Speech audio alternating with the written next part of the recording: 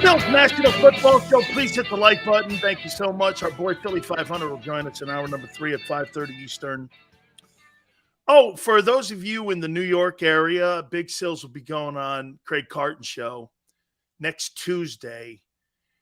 Before we go on the air, we're going to spend a little time with our boy Craig Carton.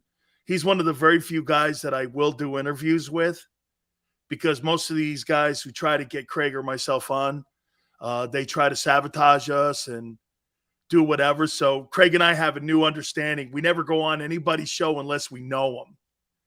Okay? I mean, I just refuse to do that. So next Tuesday, I'll have more of a time, but we're going to be we're going to be on the WFAN next Tuesday. Okay, a formerly known as JoJo MC. Sills is misunderstood by a lot of you because they don't take the time to understand that. I'm not trying to sit here and create enemies. That's not what I do. I talk the truth. I've realized something I don't know. I try telling my aunt this all the time because she's like, man, sometimes you're just brutal. I go, I didn't know the truth was controversial. I never thought the truth was controversial, but it is. Dude, people do stupid, I'll tell you what. My wife came down and she was talking to me about the Skip Bayless tweet. She goes, did you think the tweet was wrong? I go, no, it was untimely. That's what was wrong with the tweet. Guys being resuscitated on the field. And you're talking about whether or not to play the game. The timing was off, guy. You needed to wait 24 hours. I told you, got a new rule, 24-hour rule. Let the thing sit there a little bit, especially something like that could be catastrophic. Hang in there a little bit. This is not just talking about a jump shot. You're talking about a person's life here. The game was not part of the story any longer. It was part of the guy living. It was an untimely tweet.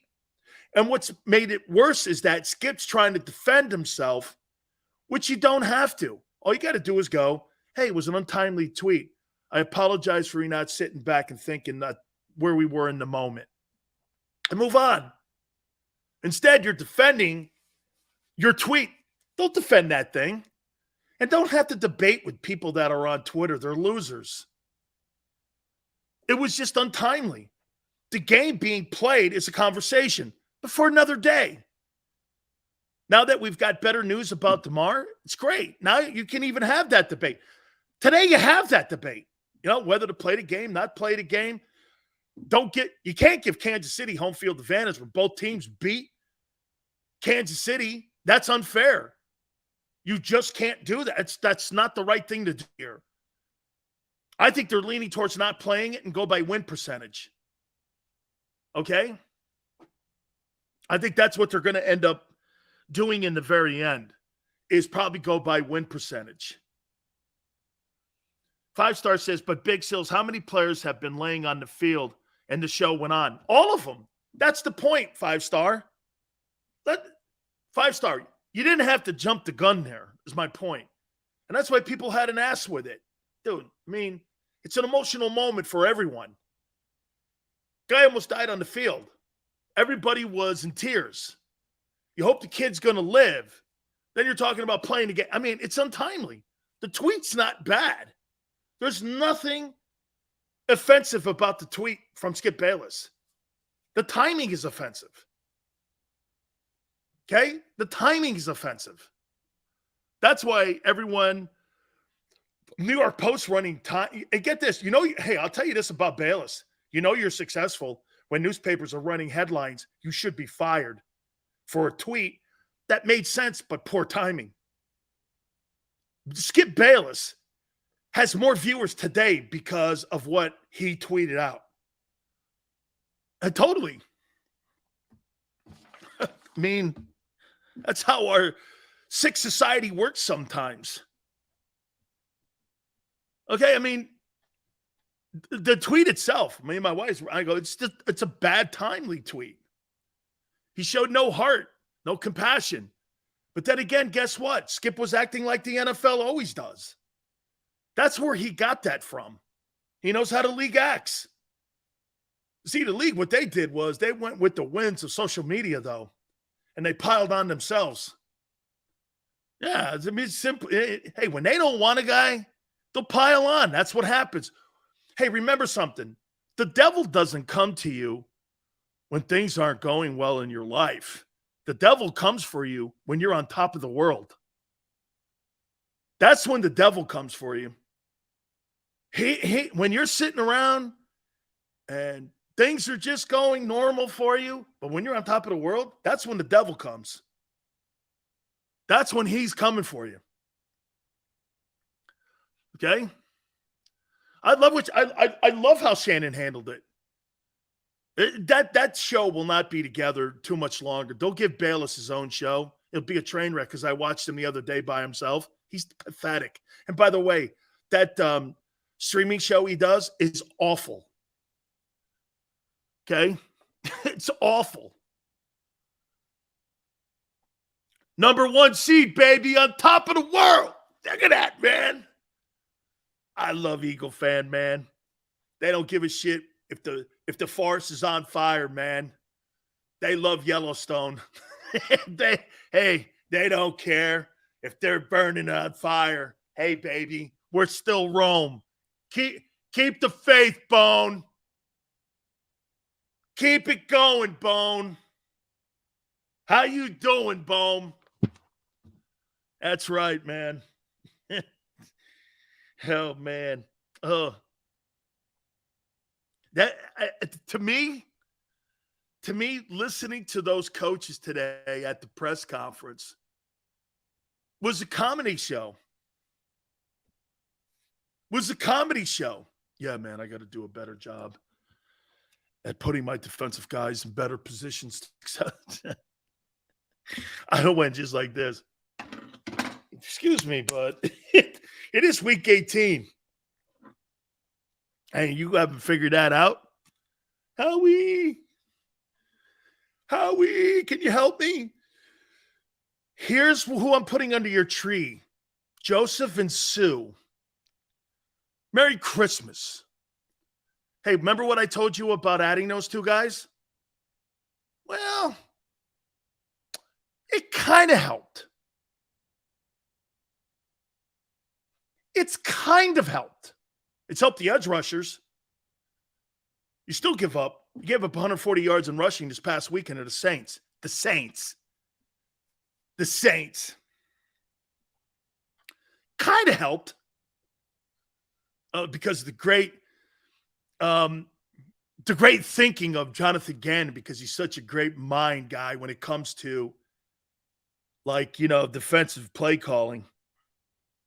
How incredible. How incredible, man. You got some coaches that sitting at a press conference on Twitter, on Eagle Twitter, telling you that they're not putting players in positions to win in week 18. Hassan, pretty soon we're gonna go into our defensive player of the year candidates. Remember something. Next Tuesday, I have to have my MVP vote in. Who do you think I'm voting for the MVP? Let me play a little test here. Who would you vote for right now for the most valuable player in the NFL? Who would be the MVP? Sydney, good morning to you, brother. Who would be the MVP? Jalen. Okay. I haven't seen him in a month. Mahomes.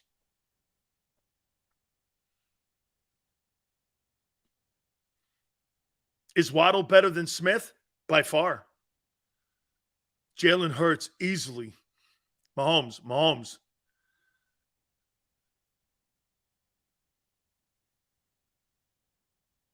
Mahomes. Who are you voting for? Joey B. second? Who the hell cares about MVP? Oh, we've gone there now, Don? Hey, we've gone there now? That's kind of where I'm leaning. I'm leaning to Burrow. I'm leaning to Joe Burrow. If you put Joe Burrow's Bengals up against the Kansas City Chiefs, I think they beat him again.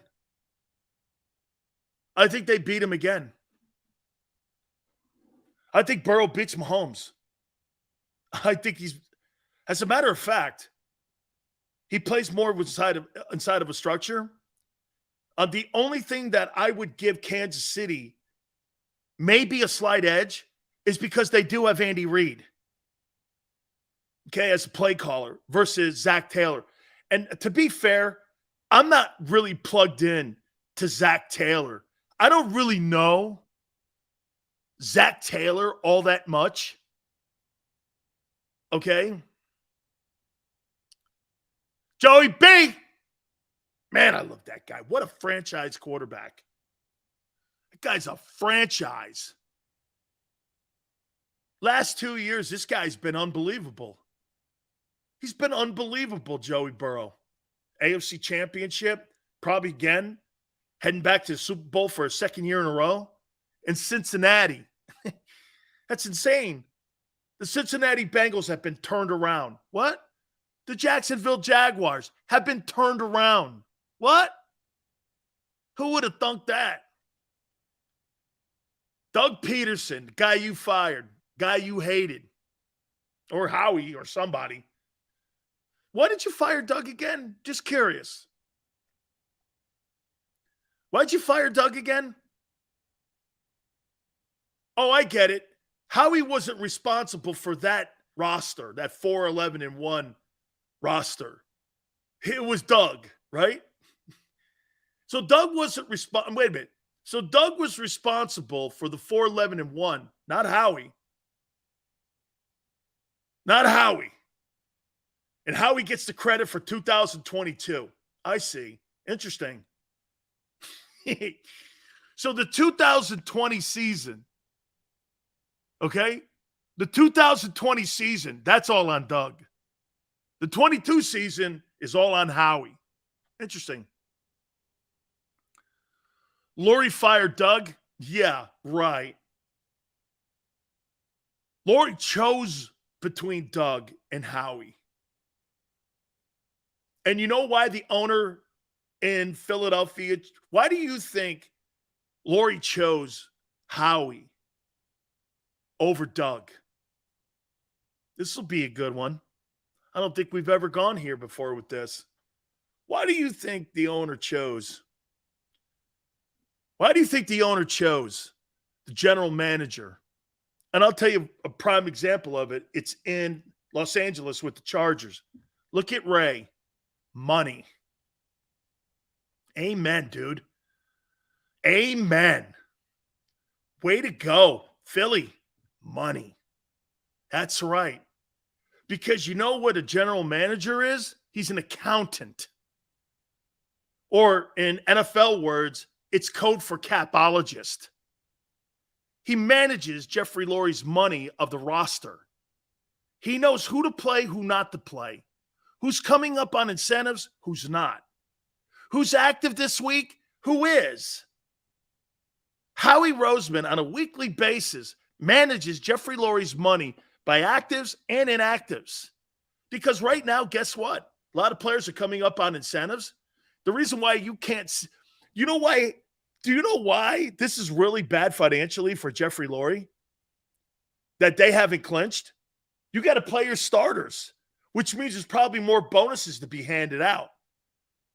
You know, you get when you start, there's probably a starter bonus in there. I had one.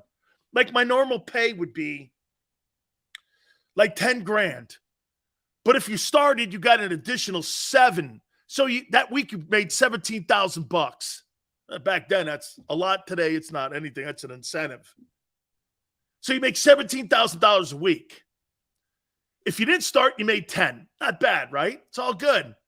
Then if your football team gets over a particular amount of rankings, if you're in the top 2 for rushing, you get an additional $200,000 if you play 75% of the snaps. It's very interesting how the whole thing plays out. So the owner, the guy in San Diego or Los Angeles now with the Chargers, that's why he's the most powerful guy. It's not Brandon Staley. It's not.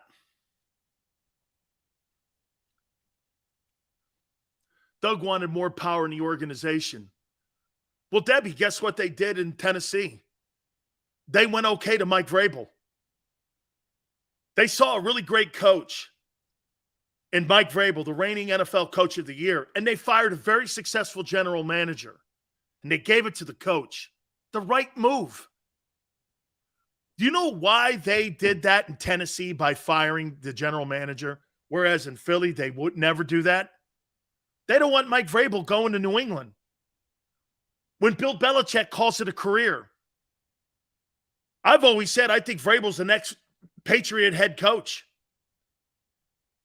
I think he's the next Patriot head coach, but when you give him total command and total power in Tennessee, why would he leave? He's got complete control of the roster, the money. There's not going to be any more A.J. Brown moves. Mike Vrabel, if Mike Vrabel had the current structure in Tennessee, A.J. Brown would still be a Titan. Everyone knows that.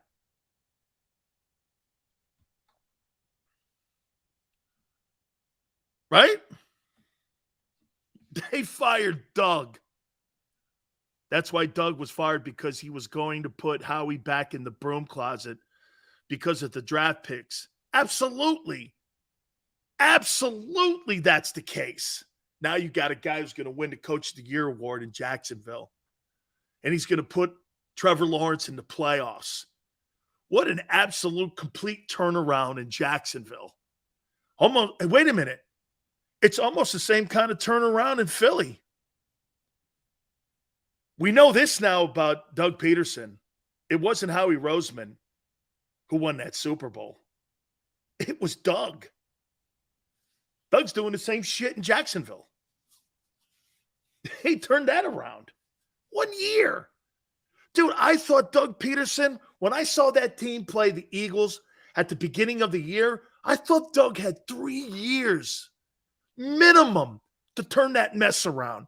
I didn't think he'd do it in 3 months. I didn't think he'd do it in 3. By the way, Trent Baalke down there is a yes man to Doug. Doug's not a yes man to him. Hey, you think Doug Pederson's taking commands from Trent Baalke, the guy who destroyed the 49er roster? I don't think so. Johnny goes, Jacksonville's going to be scary the next season. Johnny, Jacksonville's going to be scary the next 10 years. Barring any kind of injury to Lawrence, NTN, or some of the players they got on defense, Jacks are going to be in a position to win a boatload of football games. Here, let's ask this question here. If Pederson was coaching this group, would a Super Bowl be on the horizon in the next 2 years with Doug?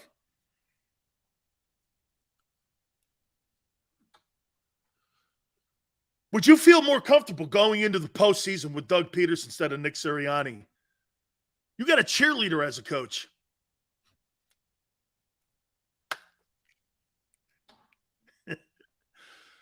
Cheerleader. Hey, with this roster, Doug Pederson would, my God almighty. Shoo, man. But you know, all the media guys in Philly, dude, these guys are great. Remember something about the national media talking about Sirianni and Steichen. They don't watch Eagle games. They watch Eagle highlights. Okay? And you think a guy like Stephen A. Smith, who actually worked at the Inquirer, watches Eagle football? He watches highlights. He can't even get rosters right most of the time. Most of them are like 2-3 years old because he reads shit off the internet like everyone else does when they cover teams. Here, watch this. Doug Pederson at the podium today. I watched the Jags press conference. You know what he was saying? I'm looking forward to playing against the Titans. Derrick Henry's healthy. He's playing. We're going to line it up and see what happens. I'm very comfortable and confident in our coaches and our players. I think they're going to be ready to go. I'm paraphrasing here. And I'm sitting there watching that. Then I turn on you guys as coaches. Yeah, and you're 13-3. You're 13-3. Here's the difference between that coaching staff and this coaching staff. Doug's doing this, showing complete leadership. Hey, man, I'll tell you what, this team has come a long way. I'm very proud of the guys. They put themselves in a position to do something really great and to turn this franchise around. I can't be more prouder of the players and the coaches for putting us in this position that we're in going into week 18. I came away from that going, let's go. And then I tune on Nick Sirianni, Shane Steichen, and Jonathan Gannon, and I see this. Well, I should have did better in the zone presses, and we should have ran the ball more, and I don't know if Jalen's playing.